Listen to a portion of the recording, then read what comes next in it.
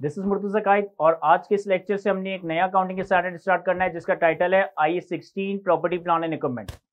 देखें, जितने भी हमारे पास एसेट या स्पेसिफिकली नॉन करंट एसेट से पर्टेनिंग अकाउंटिंग के स्टैंडर्ड्स हैं, चाहे वो IAS 16 property plan and equipment हो, चाहे वो IAS 40 इन्वेस्टमेंट प्रॉपर्टी हो, चाहे वो IAS 13 इंटेंजिबल एसेट्स हो, इन सारे अकाउंटिंग के स्टैंडर्ड्स का एक पैटर्न है। लाइक अकाउंटिंग के स्टैंडर्ड्स में सबसे पहले डिफाइन किया जाता है कि ये किन एसेट्स को कवर करता है। उसके बाद एसेट्स की इनिशियल रिकॉग्निशन क्राइटेरिया की डिस्कशन की जाती है कि आप एसेट को अपने फाइनेंशियल स्टेटमेंट्स में किस वक्त रिकॉग्नाइज करते हो। रिकॉग्निशन क्राइटेरिया के बाद हम डिस्कस करते हैं इनिशियल मेजरमेंट के हवाले से कि एसेट को इनिशियली किस अमाउंट पे किस तरह से मेजर किया जाता है। फिर इनिशियल मेजरमेंट के बाद सब्सिक्वेंट मेजरमेंट की बात आती है कि सब्सिक्वेंटली ईयर एंड पे रिपोर्टिंग डेट पे हम अपने एसेट को किस तरह से मेजर करेंगे। और फिर फाइनली आता है कि जब आपका एसेट डी रिकॉग्नाइज या डिस्पोज ऑफ हो जाएगा तो क्या ट्रीटमेंट होगी। तो सेम इसी तरीके से IAS 16 property plan and equipment के स्टैंडर्ड में भी ये कुछ बातें जो कि हमने डिस्कस करनी है। Like property plan and equipment की डेफिनेशन क्या है, प्रॉपर्टी प्लान एंड इक्विपमेंट का रिकॉग्निशन क्राइटेरिया क्या है, प्रॉपर्टी प्लान एंड इक्विपमेंट को इनिशियली किस तरह से मेजर किया जाता है, प्रॉपर्टी प्लान एंड इक्विपमेंट के ऊपर अगर कोई सब्सिक्वेंट एक्सपेंडिचर या सब्सिक्वेंट कॉस्ट इनकर होती है उसको कब और कैसे कैपिटलाइज करेंगे, प्रॉपर्टी प्लान एंड इक्विपमेंट की डेप्रिसिएशन और प्रॉपर्टी प्लान एंड इक्विपमेंट को सब्सिक्वेंटली किस तरह से मेजर किया जाता है, प्रॉपर्टी प्लान एंड इक्विपमेंट की डिस्पोजल या डी रिकॉग्निशन को कैसे अकाउंट फॉर किया जाता है, और finally property plan and equipment को हम अपने फाइनेंशियल स्टेटमेंट्स में कैसे प्रेजेंट कैसे डिस्क्लोज कर रहे होंगे।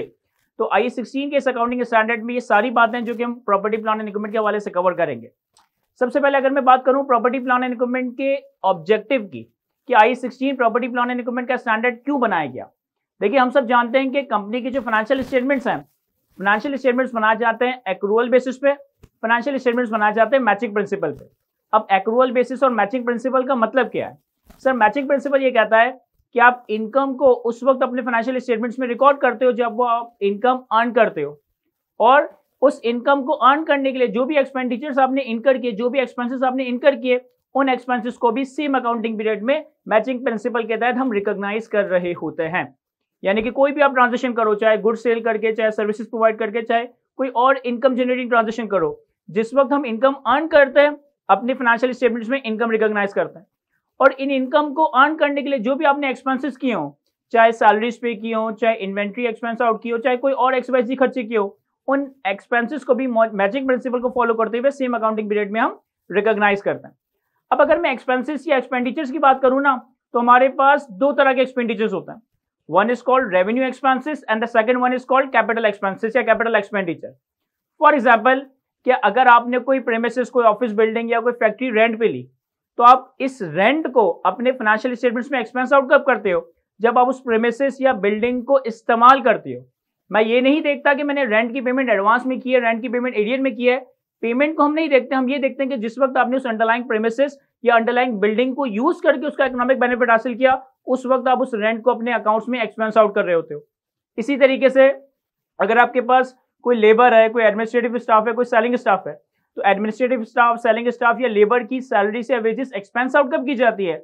जब आप उन लेबर और स्टाफ की ह्यूमन रिसोर्सेज का बेनिफिट हासिल करते हो। जिस वक्त आप अपने एम्प्लॉय से अंडरलाइंग इकोनॉमिक बेनिफिट्स हासिल करते हो in the form of employment services, आप उनकी सैलरीज को एक्सपेंस आउट कर रहे होते हो। इसी तरह से हमारे पास 10 तरह के और खर्चे आ सकते हैं, चाहे वो रिपेयर एंड मेंटेनेंस के हो, यूटिलिटीज के हो, रेंट के हो, या एडमिनिस्ट्रेटिव सैलरीज वगैरह के हो। इन सारे एक्सपेंसेस को हम अपने फाइनेंशियल स्टेटमेंट्स में उस वक्त एक्सपेंस आउट करते हैं जब हम इनकी अंडरलाइंग इकोनॉमिक बेनिफिट्स को हासिल कर रहे हो, हम इनके अंडरलाइंग इकोनॉमिक बेनिफिट्स को कंज्यूम कर रहे हो। लेकिन अगर हम बात करें कैपिटल एक्सपेंडिचर की, कैपिटल एक्सपेंडिचर के केस में आपने कोई एसेट परचेज किया, आपने कोई इंटेंजिबल एसेट परचेज किया। अब आपने एसेट को परचेज करते वक्त डे 1 पे उसके अगेंस्ट कोई ना कोई प्राइस पे किया, लेकिन इस प्राइस को हम डे 1 पे एक्सपेंस आउट नहीं करते। रीजन बीइंग कि प्राइस का पे करना आपके लिए एक्सपेंस नहीं है, बल्कि उस एसेट को यूज करके, उस एसेट को कंज्यूम करके जब उसका बेनिफिट हासिल किया जाएगा, तब over the useful life of the asset उस एसेट को डेप्रिशिएट करके एक्सपेंस आउट किया जाएगा। बाय फॉर एग्जांपल कि अगर मैं अपनी बिजनेस के लिए कोई प्लांट एंड मशीनरी खरीदता हूं, कोई ऑफिस इक्विपमेंट खरीदता हूं, कोई लैपटॉप्स खरीदता हूं, कोई व्हीकल खरीदता हूं, तो जिस पीरियड में मैंने इन एसेट्स को परचेज करने के लिए प्राइस पे की, ये उन पीरियड्स में एक्सपेंस आउट नहीं होंगे, बल्कि ये एसेट जिस पीरियड में इस्तेमाल होकर मेरे बिजनेस को फायदा देंगे, मेरे कंपनी को फायदा देंगे, उन पीरियड में मैं इनकी कॉस्ट या डेप्रिशिएबल कॉस्ट को एक्सपेंस आउट कर रहा हूंगा। तो IAS 16 property plan and equipment का स्टैंडर्ड हमें ये बताता है कि अगर एक बिजनेस, अगर एक कंपनी अपने लिए कोई property plan and equipment purchase करती है, तो प्रॉपर्टी प्लान एंड इक्विपमेंट को किस तरह से रिकॉर्ड किया जाएगा, किस तरह से डेप्रिशिएट किया जाएगा, और अल्टीमेटली किस तरह से अपने फाइनेंशियल स्टेटमेंट्स में प्रेजेंट और डिस्क्लोज किया जाएगा। तो ये हमारा एक ओवरऑल ऑब्जेक्टिव है IAS 16 का। आने वाले लेक्चर्स में, आने वाली वीडियोस में हम इंशाल्लाह इसके ऊपर फर्दर डिस्कशन करेंगे। आज की गुफ्तगू को यहीं तक रखते हैं। Thank you.